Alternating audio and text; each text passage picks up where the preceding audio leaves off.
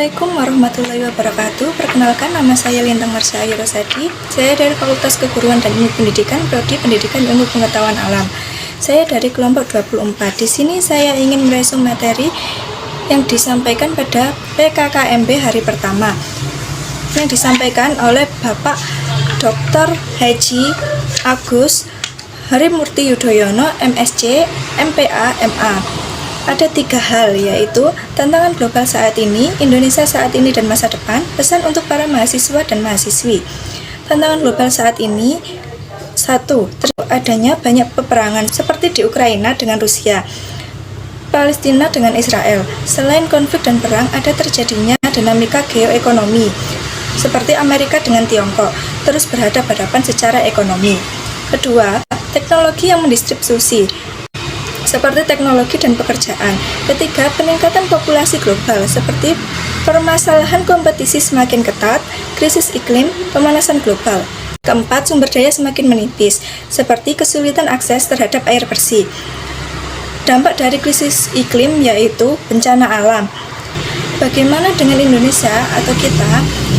Indonesia merupakan negara yang punya atau kaya akan sumber daya alam. Ekonomi Indonesia berada pada peringkat ke-16 di dunia.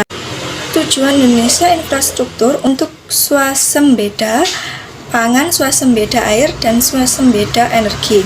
Syarat transformasi ekonomi yaitu kepemimpinan, tata kelola kementerian, pembangunan kualitas SDM, pembangunan sumber daya manusia tidak bisa dibangun sendiri, tetapi membutuhkan pembangunan infrastruktur. Infrastruktur untuk peningkatan kualitas hidup masyarakat, seperti membangun pusat olahraga. Mendukung ketahanan lingkungan tidak hanya mengampanyekan, tetapi juga diperlukan aksi yang nyata. Pesan untuk mahasiswa dan mahasiswi: pertama, perhatikan hal-hal kecil, karena itu yang membuat kita memiliki karakter yang unggul. Kedua, kapasitas tanpa integritas itu berbahaya. Integritas tanpa kapasitas membuat kita tidak kemana-mana. Ketiga, disiplin. Keempat, kerja keras. Kelima, keberanian dan kepercayaan diri. Keenam, mari kita bangun sinergi dan kolaborasi. Materi kedua disampaikan oleh Ibu Hera Wahyuni, MPSI, Ibu Sumriya, SHMH, Ibu Nailur Rohma, SPSI, MA, tentang toxic relationship. Toxic relationship merupakan hubungan tidak sehat sehingga membuat individu yang terlibat di dalamnya merasa tidak bahagia.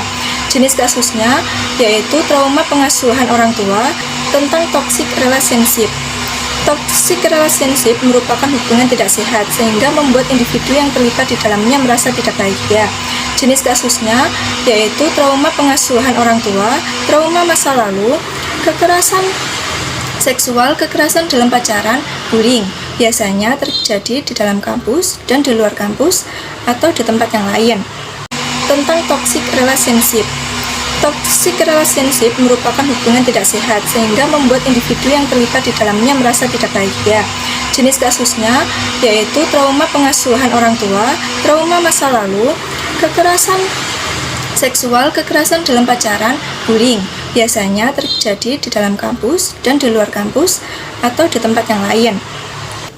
Pelaku akan diberikan sanksi ringan berupa teguran keras,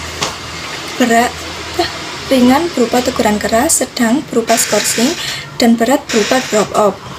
Cara tahu apakah kita berada di hubungan toxic relationship. Yang pertama, apakah kita merasa lebih kecil atau tidak bebas saat itu? Apakah kita kehilangan arah? Cara pencegahannya dengan pendidikan relasi yang setara dan pemberdayaan struktural. Materi ketiga disampaikan oleh Pak Halilur Rohman. Ada 5 kunci untuk mencapai Golden Ways to Champion, yaitu yang pertama, temukan why kamu sejak awal. Kuasai diri bukan hanya ilmu. Bangun jaringan sejak dini. Berani mencoba, gagal itu bonus, dan doa restu dan berkonsisten. Materi yang keempat disampaikan oleh Bapak Haji Muhammad Umam Falaid, SPSI, yaitu tentang meniti tangga kesuksesan.